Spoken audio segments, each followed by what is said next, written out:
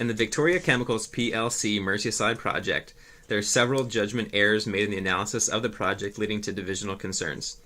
The project aims to improve the process flow and production of polypropylene and is overseen by the plant manager Lucy Morris and the controller Frank Greystock.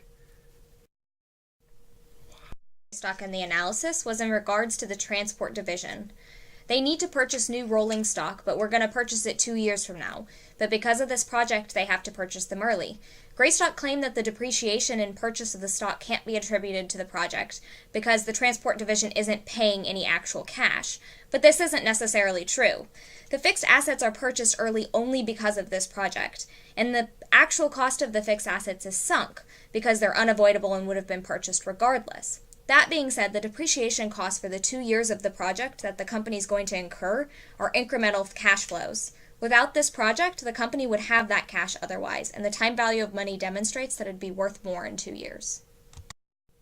The next judgment error that he made when he made the analysis was by insinuating that each of the divisions of the company is financially separate.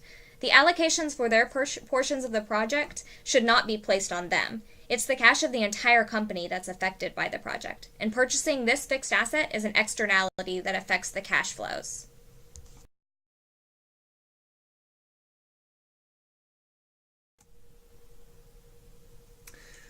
So the next judgment error made by Greystock is in regards to the ICG sales and marketing department. So the director of sales mentioned that Greystock's analysis assumed that they would have to sell a full output at 100% of the project potential. He also said that due to industrial downturn, the market is saturated and this would shift the capacity from the Rotterdam plant to Merseyside rather than actually selling additional volume. Greystock chose not to reflect a charge for cannibalism in his analysis, saying that cannibalization really isn't a cash flow and there's no check written in this instance. This judgment is inaccurate because money out of one plant into another plant is a zero profit gain for the company as a whole. This is an example of externality that affects other firms' cash flows due to the project.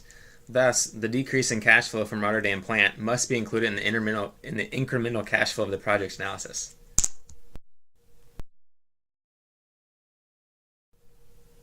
Griffin Tuitt is the assistant plant manager and proposed an addition to this project to cover the renovation of the EPC production line.